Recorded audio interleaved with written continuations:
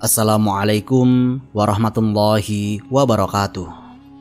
Bayangkan seorang nabi mulia yang sedang dikejar-kejar. Lalu iblis muncul menunjukkan sebuah tanda hingga para pemburu menemukan tempat persembunyiannya. Dan riwayat-riwayat Israiliyat menggambarkan bahwa sang nabi akhirnya dibelah dua. Inilah kisah yang sering dikaitkan dengan sosok yang hidup di tengah kaum yang memang dikenal Al-Quran sebagai pembunuh para nabi tanpa hak. Semoga Allah menjaga hati kita dari kesesatan, meneguhkan iman seperti para nabi yang diuji, dan memberi kita pemahaman yang lurus sesuai petunjuk wahyu.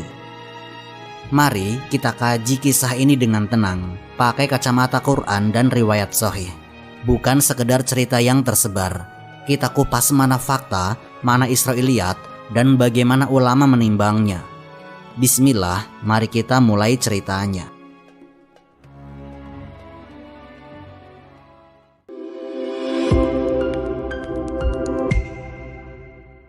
Latar sosial Nabi Zakaria, keluarga Imron, dan lingkungan Baitul Maqdis.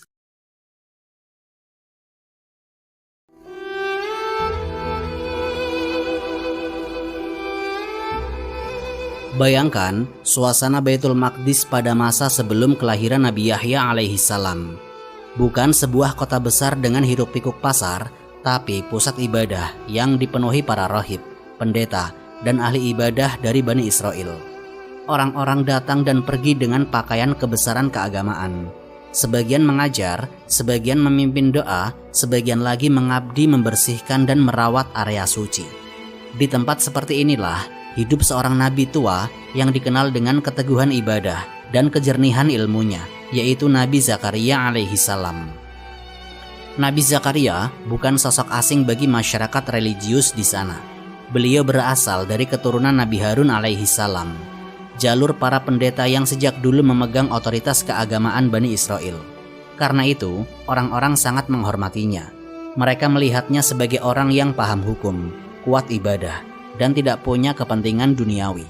Kehadirannya tidak menimbulkan tekanan politik, tidak pula bertujuan mengambil posisi tertentu. Beliau hanya mengajar, mengingatkan, dan merawat tradisi tauhid di tengah masyarakat yang kadang condong pada kemewahan atau fanatisme golongan. Di antara keluarga yang dekat dengannya adalah keluarga Imron. Imron sendiri adalah sosok terpandang, dan istrinya, Hanna binti Fakut, adalah perempuan solehah yang sangat berharap memiliki keturunan yang bisa didedikasikan sepenuhnya untuk ibadah. Pada masa itu, nazar seperti itu bukan sesuatu yang asing.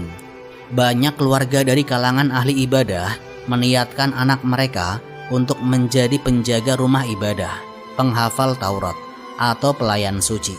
Bagi Hana, itu bukan ambisi pribadi. Itu adalah bentuk baktinya kepada Allah Subhanahu wa Ta'ala. Maka, ketika Hana akhirnya mengandung, beliau langsung meniatkan calon anaknya untuk mengabdi di Baitul Maqdis. Namun, ketika anak itu lahir sebagai perempuan, beliau sempat bingung karena tradisi saat itu lebih menginginkan laki-laki untuk tugas pengabdian penuh. Tapi, beliau tetap menunaikan nazarnya dan menamai bayi itu dengan Maryam. Para pemuka agama berselisih mengenai siapa yang layak mengasuh Maryam, mengingat posisinya sebagai anak nazar. Perselisihan ini kemudian diselesaikan dengan undian, dan orang yang terpilih menjadi penanggung jawab Maryam adalah Nabi Zakaria alaihi salam, sosok yang memang paling dihormati dan paling layak untuk tugas itu. Sejak itu, Nabi Zakaria bukan hanya nabi dan pengajar masyarakat, tetapi juga penjaga mihrab Maryam. Beliau mengawasinya tumbuh, mengatur pendidikan ibadahnya, dan memastikan Maryam tetap dalam lingkungan yang suci dan terjaga. Peran ini sekaligus menunjukkan sebagaimana posisi Nabi Zakaria di mata masyarakat. Beliau adalah orang yang dipercaya sepenuhnya oleh para pendeta dan tokoh Bani Israel. Namun di balik kedudukan dan kehormatannya itu, Nabi Zakaria hidup dengan satu ujian besar, yaitu beliau sudah sangat tua dan istrinya mandul. Quran menggambarkan kondisi ini secara tegas. Tubuhnya lemah, rambutnya memutih, dan harapan memiliki keturunan tampak tertutup. Tetapi, Nabi Zakaria bukan tipe manusia menyerah pada kenyataan lahiriah. Beliau tetap berdoa, tidak dengan putus asa, tapi dengan harapan yang tenang meski kecil. Doanya bukan karena ambisi memiliki anak, tetapi karena beliau ingin ada penerus yang menjaga ajaran, membimbing Bani Israel, dan meneruskan tradisi ibadah yang mulai tercampur dengan kepentingan dunia. Sementara itu, kondisi masyarakat Bani Israel di sekitar Baitul Maqdis tidak selalu stabil. Ada kelompok yang jujur dalam ibadah, tetapi banyak pula yang mulai terjebak dalam formalitas, perpecahan kelompok, dan perebutan pengaruh. Sebagian pemimpin agama mulai lebih dekat kepada penguasa daripada kepada kebenaran. Sebagian lagi sibuk mempertahankan tradisi lahiriah tanpa memperhatikan isi dan tujuannya. Dalam situasi seperti inilah Nabi Zakaria menghabiskan hari-harinya, mengajar, menasihati, dan merawat sedikit demi sedikit nilai-nilai yang mulai luntur. Pada titik ini menggambarkan keadaan sebelum lahirnya Nabi Yahya alaihi salam, seorang nabi tua yang dihormati, seorang anak perempuan yang bernama Maryam, yang dibesarkan dalam lingkungan ibadah, dan masyarakat Bani Israel yang masih mempertahankan tradisi agama mereka, meski perlahan terganggu oleh ambisi sebagian pemimpin. Tidak ada kejadian dramatis, tidak ada konfrontasi, tetapi pondasi penting sedang terbangun. Nabi Zakaria mengajarkan dengan keteladanan, Maryam tumbuh dalam kesucian, dan keluarga Imran memainkan peran yang kelak menjadi titik awal dari rangkaian peristiwa besar dalam sejarah para nabi. Ini adalah latar sosial religius yang mempersiapkan panggung bagi kelahiran seorang nabi agung, yaitu Nabi Yahya alaihi salam. Dan sebelum itu terjadi, kita melihat bagaimana Allah menata keadaan. Seorang penjaga mihrab yang sepuh namun sabar, seorang anak suci yang dinaungi wahyu, dan masyarakat yang perlahan bergerak menuju periode ujian dan perpecahan. Semua ini membentuk gambaran utuh tentang dunia yang menyambut Nabi Yahya dan misi dakwahnya kelak.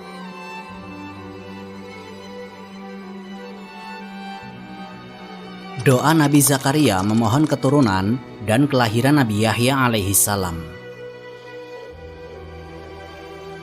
Setelah memahami kondisi sosial Baitul Maqdis dan posisi Nabi Zakaria alaihi salam di tengah masyarakat, di sini kita berlanjut dengan salah satu momen paling manusiawi dan paling kuat dalam hidup seorang nabi, yaitu saat beliau memohon keturunan kepada Allah di usia yang sangat tua.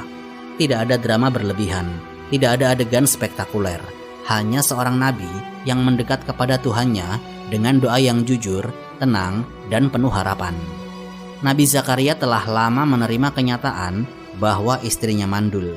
Beliau sendiri sudah sangat tua, tubuhnya melemah, tulangnya rapuh, dan rambutnya telah memutih. Quran menggambarkan keadaan ini dengan bahasa yang jelas. Tubuh yang melemah bukan keluhan, tetapi pengakuan apa adanya.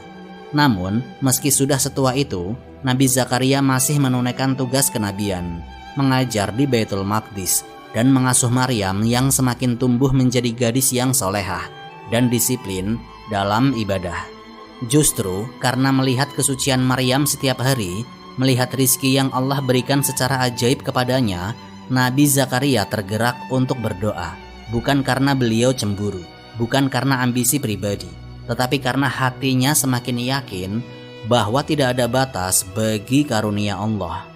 Ketika Maryam menjelaskan bahwa rizki yang beliau dapat adalah dari Allah, Nabi Zakaria semakin yakin kalau Allah bisa memberi itu semua kepada Maryam, tentu saja Allah mampu memberi keturunan meski secara biologis tidak mungkin. Disinilah momen penting terjadi. Quran menyebutkan doa Nabi Zakaria sangat lirih. Beliau tidak mengangkat suara di tengah mihrab, tidak mengumumkan permintaannya kepada orang banyak, dan tidak menampilkan kesedihan. Beliau hanya memohon dengan tenang, sambil mengakui kelemahannya dan kebutuhan masyarakat akan seorang penerus dakwah. Nabi Zakaria bukan meminta anak untuk dirinya sendiri. Beliau meminta penerus yang mewarisi tugas kenabian, ilmu, ketakwaan, dan tanggung jawab membimbing Bani Israel, bukan mewarisi harta. Tafsir Ibnu Katsir menegaskan hal ini. Dzurriyah yang diminta Nabi Zakaria bukan anak biasa, tapi keturunan yang meneruskan agama. Setelah doa itu dipanjatkan, tidak disebutkan ada waktu jeda panjang. Quran langsung menampilkan jawaban Allah melalui malaikat. kami memberi kabar gembira kepadamu tentang seorang anak bernama Yahya. Begitu inti pesannya. Dan nama ini bukan nama biasa. Para mufasir menjelaskan bahwa Allah menegaskan nama ini belum pernah diberikan kepada siapapun sebelumnya. Penamaan dari Allah sendiri adalah tanda spesial, pertanda bahwa anak ini akan membawa misi besar dan karakter yang sangat berbeda dari anak-anak seusianya. Nabi Zakaria sempat heran, bukan karena meragukan Allah, tetapi karena ingin memahami bagaimana mungkin beliau sudah tua dan istrinya mandul. Namun jawaban malaikat jelas, demikianlah Allah berbuat sesuai kehendaknya. Bagi Allah ini adalah perkara mudah, tidak ada yang perlu dipertanyakan lagi. Dengan itu, kabar kelahiran Nabi Yahya bukan sekedar kabar gembira, tetapi juga pelajaran bahwa Allah mampu menciptakan dari jalur yang tidak mungkin dilihat dari sisi manusia. Ketika Nabi Yahya lahir, Quran langsung menjelaskan sifat-sifatnya tanpa menunggu beliau dewasa. Dalam Quran surat Maryam ayat 12-15, Allah menggambarkan Nabi Yahya sebagai anak yang memiliki hikmah sejak kecil. Artinya, beliau bisa membedakan benar dan salah, tahu posisi dirinya, dan paham tanggung jawab spiritual yang dititipkan kepadanya. Beliau lembut hati, bukan kasar. Beliau sangat bertakwa, tidak melakukan dosa besar, dan tidak sombong meskipun statusnya tinggi. Beliau berbakti kepada orang tuanya, terutama kepada ayahnya yang sudah tua dan istrinya yang awalnya mandul. Semua ini menunjukkan karakter luar biasa yang tidak dibuat-buat dan tidak membutuhkan pembuktian dramatis. Tidak ada hadis sahih yang merinci masa kecil Nabi Yahya secara detail. Tidak ada cerita panjang tentang pendidikannya atau rutinitas hariannya. Namun para ulama sepakat bahwa Nabi Yahya tumbuh dengan sifat-sifat ketegasan dalam agama, keberanian berkata benar, dan kesuhutan yang tidak ikut hanyut dalam dunia. Beliau tidak mengejar kedudukan, tidak mencari perhatian, dan tidak berperilaku seperti anak-anak dari kalangan elit Bani Israel yang sering dimanjakan dan diarahkan untuk mengejar posisi keagamaan semata. Dalam lingkungan Baitul Maqdis, Nabi Yahya dikenal sebagai anak yang berbeda sejak awal. Beliau tidak tertarik pada pakaian mewah, tidak ikut arus kelompok-kelompok yang saling berebut pengaruh, dan tidak mudah terpengaruh godaan dunia. Karakternya lurus, tajam dalam menegakkan syariat, dan bersih dalam sifat-sifat buruk yang banyak menguasai masyarakat pada masa itu. Dalam sesi ini memperlihatkan fase awal kisah Nabi Yahya, yaitu permohonan seorang nabi yang setia, kabar gembira yang datang dari langit, dan kelahiran seorang anak yang sifat-sifatnya sudah ditetapkan sebagai sangat agung. Semua terjadi tanpa dramatisasi berlebihan, hanya rangkaian peristiwa yang jelas, terarah, dan menunjukkan bagaimana Allah mempersiapkan seorang nabi yang akan berhadapan dengan kondisi Bani Israel yang semakin kompleks. Nabi Yahya tidak lahir sembarangan. Beliau lahir dari doa yang lurus, keputusan yang tegas dari Allah, dan lingkungan ibadah yang penuh tantangan.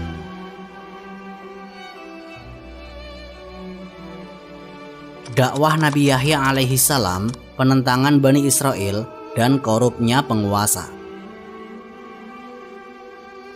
Pada masa ketika Nabi Yahya alaihi salam mulai berdakwah, kondisi moral Bani Israel sudah jauh dari ajaran yang diturunkan kepada para nabi sebelumnya.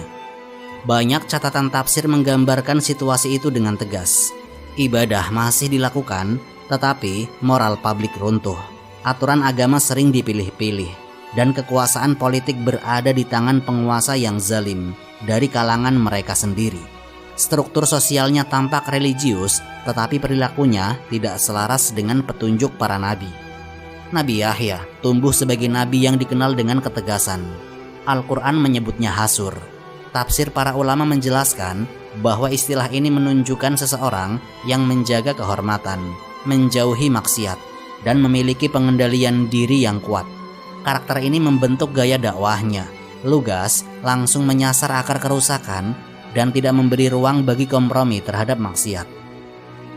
Ketika Nabi Yahya mulai menyampaikan seruan kepada masyarakat, pesan awalnya sederhana, yaitu kembali kepada tauhid, jalankan perintah Allah, tinggalkan perilaku yang merusak. Namun, realitas yang dihadapinya berbeda dari ideal. Banyak kelompok dari Bani Israel telah menjadikan agama sebagai simbol, bukan sebagai komitmen. Para rohib yang semestinya membimbing masyarakat, justru ada yang terjebak dalam kepentingan sosial dan politik. Kelompok elit menikmati privilege, sementara ajaran para nabi hanya dijadikan alat legitimasi ketika sesuai kepentingan mereka. Nabi Yahya tidak melembutkan peringatannya. Sikapnya tidak dipengaruhi ancaman, tekanan, atau iming-iming jabatan. Ketika melihat penyimpangan, beliau menyampaikan langsung. Ketika menemukan praktik yang merusak moral, beliau mengingatkan tanpa basa-basi. Ini membuat dakwahnya cepat menyentuh masyarakat awam, tetapi secara bersamaan mengganggu kenyamanan kalangan yang berkepentingan. Responnya segera terasa. Di lingkungan istana, nasihat Nabi Yahya dianggap mengusik. Penguasa yang ada pada saat itu tidak memiliki standar moral yang baik. Tafsir klasik menyinggung bahwa istana menjadi pusat masalah, bukan pusat perbaikan. Ketika seorang nabi muncul dan menegur, teguran itu dipandang seperti ancaman politik. Dari sini benih penentangan mulai tumbuh. Di sisi para rohib, sebagian menerima dakwah Nabi Yahya, tetapi sebagian lain merasa posisinya terancam. Ada yang tidak suka karena Nabi Yahya mengingatkan praktik yang mereka tutupi. Ada pula yang keberatan karena ketegasannya mencabut citra suci yang selama ini mereka bangun di hadapan masyarakat. Muncul ketegasan, suara Nabi yang jujur berhadapan dengan kelompok religius yang ingin mempertahankan status sosial. Dalam literatur tafsir disebutkan bahwa konflik yang paling menonjol muncul antara Nabi Yahya dan pihak istana karena masalah moral penguasa. Sebagian riwayat menyebutkan isu hubungan terlarang yang ditegur langsung oleh Nabi Yahya. Namun para ulama mengingatkan bahwa rincian cerita ini bersumber dari Israiliyat. Artinya, narasinya dikenal luas tetapi tidak ditetapkan sebagai kebenaran pasti. Yang dapat dipastikan hanyalah satu hal. Nabi Yahya menegur kemungkaran besar yang ada di tingkat penguasa, dan teguran itu membuat rezim tidak menyukainya. Di tengah situasi ini, dakwah Nabi Yahya semakin dikenal luas sebagai suara yang memurnikan kembali ajaran para nabi. Seruannya bukan teori, beliau menerapkan apa yang beliau ajarkan, sehingga masyarakat melihat konsistensinya. Orang yang dekat dengan maksiat merasa terjaga, namun orang yang hidup dari kemaksiatan merasa terganggu. Maka tekanan demi tekanan diarahkan kepadanya.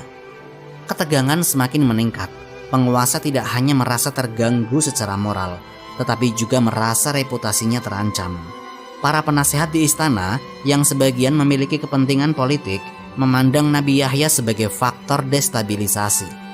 Mereka ingin meredam pengaruhnya. Di sisi lain, kalangan rohib yang tidak suka pada ketegasan Nabi Yahya ikut menekan dari luar. Masyarakat berada di dua kubu. Sebagian mencintai kebenaran yang beliau bawa, sebagian lain menganggap Nabi Yahya sebagai penyebab kekacauan sosial.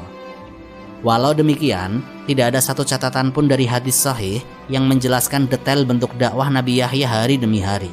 Yang kita punya adalah garis besar dari Al-Quran dan penjelasan mufassir, yaitu Nabi Yahya adalah nabi yang sangat soleh, sangat menjaga diri dari maksiat, berbicara jujur, dan menegakkan syariat dengan penuh komitmen. Ketika moral masyarakat runtuh, beliau memilih untuk memperbaikinya. Ketika penguasa menyimpang, beliau tetap menegur.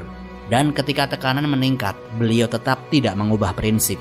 Dengan demikian, fase dakwah Nabi Yahya terlihat jelas.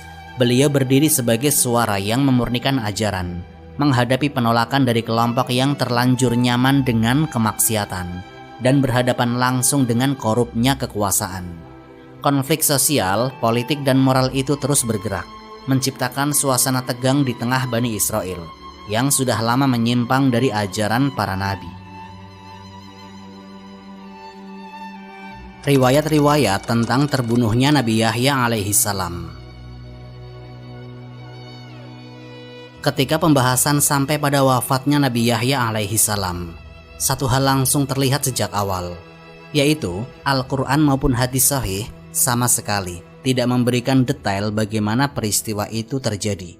Yang ada hanyalah gambaran umum bahwa Bani Israel memang memiliki sejarah panjang melakukan kezaliman besar terhadap para nabi mereka. Dari titik ini, para ulama mencoba melacak riwayat-riwayat yang tersebar, lalu memilah mana yang benar-benar punya dasar Islam dan mana yang hanya berasal dari tradisi terdahulu. Jika kita mulai dari Al-Quran, penjelasannya sangat ringkas. Tidak ada satu ayat pun yang menceritakan bentuk kematian Nabi Yahya. Tidak ada lokasi, tidak ada pelaku, tidak ada alur peristiwa. Yang diberikan Al-Quran hanyalah gambaran umum bahwa Bani Israel terkenal menentang para nabi, bahkan sampai membunuh sebagian dari mereka. Ayat-ayat ini, seperti di Al-Baqarah dan Ali Imran, menjadi pondasi pemahaman para ulama bahwa kekejaman terhadap nabi bukanlah hal baru di kalangan mereka. Namun, apakah Nabi Yahya termasuk yang dibunuh? Quran tidak menyatakan secara eksplisit. Itulah sebabnya para ulama selalu berhati-hati dan tidak mengeluarkan kesimpulan yang melampaui informasi wahyu. Kita berpindah ke hadis sahih, situasinya juga sama. Hadis-hadis yang kuat hanya menyebutkan kemuliaan pribadi Nabi Yahya, sifat-sifatnya, keistimewaan akhlaknya, dan posisi beliau sebagai nabi yang dijaga Allah sejak kecil dari dosa-dosa besar. Tidak ada satupun hadis sahih yang menggambarkan peristiwa akhir hidup beliau. Artinya, sumber-sumber kita, Quran dan hadis, sama-sama tidak menjelaskan detail kematiannya. Disinilah muncul kebutuhan untuk memeriksa riwayat-riwayat lain yang tercatat dalam kitab tafsir dan sejarah. Di kitab-kitab tafsir klasik, ditemukan banyak cerita yang mengisahkan bahwa Nabi Yahya dibunuh oleh penguasa zalim Bani Israel. Namun, para ulama langsung memberi catatan. Cerita-cerita ini bukan berasal dari jalur Islami yang sahih. Mereka datang dari tradisi Yahudi Kristen, lalu diceritakan kembali oleh sebagian ahli kitab yang masuk Islam. Tidak ada sanad yang bisa diperiksa, tidak ada jalur periwayatan yang menunjukkan validitasnya, dan isinya sering berbeda-beda antara satu versi dengan versi yang lain. Karena itu, para ulama seperti Ibnu Katsir dan Al-Baghawi dengan tegas memasukkan semua kisah tentang terbunuhnya Nabi Yahya ke dalam kategori Israiliyat. Boleh disampaikan, tetapi tidak boleh diyakini sebagai fakta pasti. Dalam literatur itu, ada riwayat yang menyebutkan bahwa penguasa Bani Israel murka karena Nabi Yahya menolak memberi legalitas terhadap perbuatan maksiat yang ingin dilakukan oleh keluarga kerajaan. Ada versi lain yang menyebut konflik keluarga. Ada yang menggambarkan fitnah besar yang diarahkan kepada Nabi Yahya karena beliau tidak mau tunduk pada tekanan politik. Semua versi itu punya pola yang sama, yaitu Nabi Yahya adalah sosok yang alim yang tidak bisa dibeli, sementara penguasa korup tidak suka dinasehati. Namun sekali lagi, ini hanya cerita yang tidak punya dasar sahih dalam Islam. Tidak ada sanad, tidak ada validasi. Tidak ada dalil yang menetapkan bahwa peristiwa itu yang diceritakan benar terjadi. Sikap ulama Ahlus Sunnah sangat jelas. Mereka tidak membuang Israiliyat begitu saja, tetapi juga tidak menganggapnya sebagai kebenaran sejarah. Aturannya sederhana. Selama tidak bertentangan dengan syariat, Israiliyat boleh disebutkan sebagai tambahan informasi, tetapi tidak boleh diyakini kebenarannya. Jika bertentangan dengan ajaran Islam, maka ditolak. Jika tidak bertentangan, tapi tidak ada dalil yang menguatkan, maka didiamkan, tidak dibenarkan, tidak pula didustakan. Akhirnya, posisi yang paling aman adalah posisi para ulama besar sepanjang sejarah. Mereka menegaskan bahwa Nabi Yahya alaihi salam memang hidup di tengah masyarakat dan penguasa yang keras menolak kebenaran. Beliau menyeru kepada ketakwaan, meluruskan penyimpangan, dan menegur kebiasaan buruk yang berlangsung di masyarakat. Banyak nabi sebelumnya pun mengalami tekanan dan ancaman seperti ini. Karena itu, sangat mungkin beliau wafat dalam kondisi dizalimi sesuai gambaran umum Al-Quran tentang kebiasaan buruk Bani Israel terhadap para nabi. Tetapi bagaimana bentuk kezaliman itu terjadi, siapa pelakunya, bagaimana alurnya, dan seperti apa akhirnya, semua itu tidak ada dalil sahih yang menjelaskannya. Itulah batas yang dipegang oleh ulama. Kisah-kisah Israiliyat boleh disebutkan sebagai cerita, tetapi tidak boleh diperlakukan sebagai fakta sejarah. Quran dan hadis tidak menjelaskan detail kematian Nabi Yahya, Dan karena itu, tidak ada satupun ulama yang berani menetapkan bentuk kematian beliau. Mereka hanya berhenti pada satu titik yang disepakati, yaitu Nabi Yahya adalah nabi yang mulia, berdiri tegak di hadapan kebatilan, dan wafat dalam keadaan didalimi, sebagaimana tradisi buruk yang sudah berulang kali dilakukan Bani Israel terhadap para nabi mereka. Riwayat-riwayat tentang upaya pembunuhan Nabi Zakaria alaihi salam. Ketika membahas akhir kehidupan Nabi Zakaria alaihi salam, kita langsung bertemu satu kenyataan, yaitu Al-Quran dan hadis sahih sama sekali tidak memberi penjelasan bagaimana beliau wafat. Al-Quran hanya membingkai konteks besar bahwa Bani Israel memiliki sejarah kelam. Mereka sering menentang nabi-nabi mereka sendiri, bahkan sampai membunuh sebagian dari mereka. Ayat-ayat di Quran Surat Ali Imran yang menjelaskan sikap keras kepala dan kezaliman mereka menjadi rambu penting untuk memahami suasana zaman itu. Tetapi, apakah Nabi Zakaria menjadi korban dari tradisi buruk tersebut? Al-Quran tidak menyebutnya. Tidak ada satupun ayat yang menjelaskan detailnya. Hadis-hadis sahih pun berada pada posisi yang sama. Tidak ada riwayat dengan sanad kuat yang menggambarkan kejadian menjelang wafatnya Nabi Zakaria, apalagi proses kematiannya. Hal ini membuat para ulama berhati-hati. Mereka sepakat bahwa segala informasi yang muncul dari luar Al-Quran dan hadis harus ditempatkan pada posisi yang tepat, yaitu boleh disebut, tetapi tidak boleh dianggap sebagai fakta yang pasti benar. Dari sini kita masuk sumber yang sering menimbulkan perbincangan, riwayat-riwayat Israiliyat dalam kitab-kitab tafsir. Di sana kita menemukan banyak cerita tentang upaya pembunuhan Nabi Zakaria. Bukan karena riwayat itu lebih kuat, tetapi karena cerita seperti ini memang sudah lama beredar di kalangan ahli kitab. Mereka masuk ke dalam literatur Muslim melalui jalur orang-orang Yahudi dan Nasrani yang masuk Islam, atau melalui tradisi lisan yang terbawa ke masa-masa awal tafsir. Para ulama besar seperti Ibnu Katsir menentukan sikap yang jelas, yaitu riwayat-riwayat ini tidak memiliki sanad Islam yang dapat ditelusuri, sehingga statusnya Israiliyat. Boleh diceritakan sebagai informasi tambahan, tetapi tidak boleh diyakini secara mutlak. Jika diklasifikasi, ada 3 kelompok riwayat besar yang paling dikenal. Kelompok pertama menyebut bahwa Nabi Zakaria dikejar setelah beliau mendengar kematian Nabi Yahya yang terjadi secara zalim. Dalam versi ini, suasana ngeri digambarkan sangat kacau. Setelah Nabi Yahya dianggap berbahaya karena seruannya yang keras terhadap kemaksiatan elit penguasa, para tokoh korup itu menargetkan Nabi Zakaria sebagai ancaman berikutnya. Logika ceritanya sederhana. Bila anaknya yang tegas saja mereka bunuh, ayahnya yang juga menyeru pada kebenaran pasti dianggap musuh berikutnya.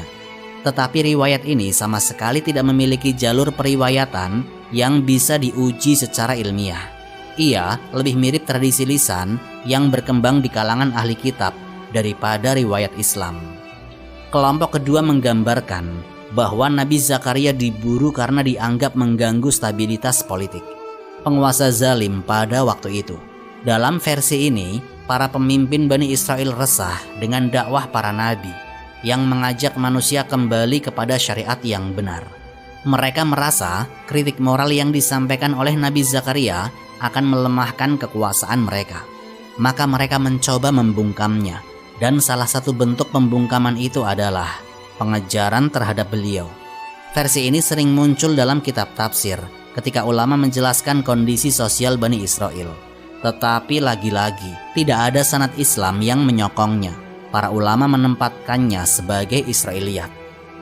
Kelompok ketiga adalah riwayat yang paling aneh, tetapi justru paling luas tersebar dalam literatur Yahudi dan Nasrani. Dalam versi ini, Nabi Zakaria dituduh terlibat dalam kelahiran Nabi Isa dari Maryam.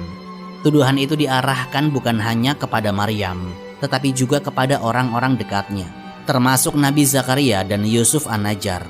Cerita ini mencerminkan permusuhan lama kelompok Yahudi terhadap Maryam dan para nabi. Mereka berusaha menciptakan narasi yang menodai kesucian keluarga itu, dan Nabi Zakaria ikut terseret dalam fitnah tersebut. Dalam beberapa versi, Tuduhan ini menjadi alasan mereka memburu Nabi Zakaria. Namun secara keilmuan, para ulama Islam langsung menolak versi ini. Pertama, ia jelas-jelas bertentangan dengan ajaran Islam yang menegaskan kesucian keluarga Imran. Kedua, tidak ada satupun ulama hadis yang mengakui riwayat seperti ini berasal dari jalur Islam. Ketiga kelompok riwayat ini memiliki dua kesamaan. Pertama, semuanya bersumber dari Israiliyat, dari hadis atau Quran. Kedua, tidak ada satupun yang bisa dijadikan landasan untuk menentukan fakta sejarah yang pasti. Karena itu, ulama Ahlus Sunnah menekankan adab yang jelas. Israiliyat boleh diceritakan untuk memberi gambaran konteks, tetapi tidak boleh dijadikan kesimpulan atau akidah. Kita tidak boleh mengatakan begitulah Zakaria wafat, atau itulah yang benar terjadi, karena dalil sahih tidak mendukungnya. Di pembahasan ini batasnya jelas. Kita hanya menjelaskan adanya upaya pemburuan menurut riwayat-riwayat yang beredar, tanpa menggambarkan detail kematian, tanpa menentukan siapa pelakunya, tanpa menyimpulkan alurnya. Semua yang memiliki klaim pasti tentang akhir hidup Nabi Zakaria harus ditahan, sebab Al-Quran dan hadis tidak memberikannya. Yang kita tahu pasti hanyalah konteks besarnya, yaitu Bani Israel memiliki tradisi panjang membangkang para nabi, dan Nabi Zakaria hidup dalam realitas sosial yang keras itu. Penilaian ulama atas riwayat pohon, iblis, dan gergaji. Ketika orang mulai membicarakan akhir kehidupan Nabi Zakaria alaihi salam, salah satu cerita yang paling sering muncul adalah kisah bahwa beliau bersembunyi di dalam sebuah pohon. Lalu, iblis datang menunjukkan ujung baju Nabi Zakaria yang tersisa di luar batang pohon. Dan setelah itu, para algojo menggergaji batang itu hingga Nabi Zakaria wafat. Cerita ini begitu populer di berbagai kitab kisah-kisah Nabi, sampai banyak orang yang mengira ia berasal dari sumber Islam yang kuat. Tetapi, ketika diperiksa dengan kedekatan ilmiah, gambaran itu langsung berubah total. Langkah pertama adalah melihat apakah Al-Quran atau hadis sahih pernah menyebut kisah tersebut. Dan jawabannya jelas tidak. Al-Quran tidak memberikan rincian apapun tentang cara Nabi Zakaria wafat. Hadis sahih juga tidak memuat satupun riwayat tentang beliau masuk pohon, tentang iblis yang menampakkan diri, atau tentang gergaji. Dengan kata lain, landasan utama agama tidak menyebut cerita itu sama sekali. Dari sini, ulama hafalan hadis langsung mengkategorikan kisah ini sebagai riwayat yang perlu dicek asal-usulnya sebelum disebut sebagai fakta. Ketika ditelusuri ke dalam kitab-kitab tafsir klasik, ceritanya memang muncul, tetapi bukan dalam rangkaian riwayat yang memiliki sanad. Cerita itu muncul sebagai informasi yang disebut dari jalur Israiliyat, riwayat yang datang dari tradisi Yahudi Kristen, lalu masuk ke lingkungan umat Islam melalui ahli kitab yang memeluk Islam atau melalui tradisi lisan yang dibawa orang-orang sebelumnya. Ulama seperti Ibnu Katsir menjelaskan hal ini secara terbuka. Dalam Al-Bidayah wa Nihayah, beliau menyebut bahwa kisah Nabi Zakaria yang masuk ke pohon memiliki lafadz yang janggal. Artinya, ada bagian-bagian yang terdengar tidak sinkron atau tidak sesuai dengan gaya umum riwayat-riwayat yang terjaga. Ibnu Katsir tidak menolaknya secara mutlak, seperti menolak hadis palsu, tetapi menempatkannya di kotak yang tepat, yaitu Israiliyat, yang boleh disampaikan namun tidak boleh diyakini sebagai kejadian pasti. Sumber-sumber tafsir lainnya juga mengarah ke kesimpulan yang serupa. Mereka mencatat bahwa cerita tentang nabi-nabi yang dibunuh secara tragis memang banyak ditemukan dalam literatur Yahudi Kristen. Cerita-cerita itu punya pola yang mirip. Tokoh suci dikejar, bersembunyi, lalu ditemukan melalui tipu daya sosok jahat, dan dibunuh dengan cara yang ekstrim. Ketika Islam datang, sebagian cerita ini terbawa masuk ke dalam penafsiran ayat-ayat yang berbicara tentang pembunuhan Nabi oleh Bani Israel. Tetapi, karena tidak ada sanad Islam yang jelas, para mufasir yang berpegang pada prinsip kehati-hatian selalu memberi catatan bahwa riwayat seperti ini bukan hasil periwayatan Islam, melainkan sekedar kutipan tradisi terdahulu. Ada versi yang lebih panjang, menambahkan peran iblis sebagai penghasut. Dalam versi itu, iblis menjelma menjadi sosok yang mendekati para algojo. lalu menunjukkan kain pakaian Nabi Zakaria yang tersangkut di luar pohon. Setelah melihat bukti itu, para pengejar menggergaji pohon tersebut. Riwayat semacam ini dinilai lebih lemah lagi dalam pandangan ulama, karena tidak hanya tidak memiliki sanad, tetapi juga menyertakan unsur cerita yang tidak memiliki akar di dalam dalil Islam. Ulama hadis menyebut riwayat yang memuat unsur-unsur supranatural tanpa sanad sebagai riwayat yang tidak memiliki dasar dan tidak bisa dijadikan bahan penjelasan sejarah. Meskipun begitu, para ulama Ahlus Sunnah tidak menolak keras keberadaan riwayat-riwayat Israiliyat. Sikap mereka moderat. Israiliyat boleh disebut selama tidak bertentangan dengan syariat, tidak menyalahi akidah, dan tidak mengambil posisi sebagai kepastian sejarah. Itu sebabnya dalam banyak kitab tafsir, penulis menyebutkan kisah ini sekedar untuk memberi gambaran bahwa Bani Israel memiliki sejarah pembangkangan terhadap nabi-nabi mereka, bukan untuk menetapkan cara wafat Nabi Zakaria secara final. Ulama selalu menegaskan bahwa Israiliyat seperti ini tidak boleh dijadikan landasan hukum, tidak boleh dijadikan akidah, dan tidak boleh diperlakukan sebagai fakta absolut. Sikap kehati-hatian inilah yang kemudian membentuk kesimpulan besar dalam pembahasan kisah tersebut. Ketika para ulama meninjau riwayat pohon, iblis, dan gergaji, mereka menempatkannya sebagai cerita yang beredar luas, tetapi tidak memiliki nilai kekuatan ilmiah di dalam tradisi Islam. Riwayat itu boleh disebut untuk tujuan literatur sejarah tambahan, tetapi tidak boleh dijadikan dasar untuk menegaskan begitulah Nabi Zakaria wafat. Karena yang memegang otoritas tertinggi dalam menjelaskan kisah para nabi, yaitu Al-Quran dan hadis sahih, tidak menyebutnya sama sekali. Dengan posisi seperti ini, fokus kita di sini hanya satu, yaitu menjelaskan sikap ulama terhadap riwayat tersebut, menilai statusnya, dan memaparkan alasannya. Tidak ada penetapan bentuk kematian Nabi Zakaria, sebab tidak ada dalil sahih yang menjelaskannya. Yang ada hanyalah riwayat-riwayat Israiliyat yang harus ditempatkan pada tingkatan yang sebenarnya. Boleh disebut tetapi tidak boleh dipastikan. Wallahu a'lam bishawab. Semoga kisah yang telah disampaikan memberi manfaat dan menjadi pengingat bagi kita semua untuk terus memperbaiki diri serta meningkatkan ketaatan kepada Allah Subhanahu wa Ta'ala. Lebih dan kurangnya mohon dimaafkan. Yang benar datangnya dari Allah Subhanahu wa Ta'ala. Khilaf atau keliru itu datangnya dari saya pribadi sebagai manusia biasa. Sampai jumpa di kisah-kisah inspiratif berikutnya.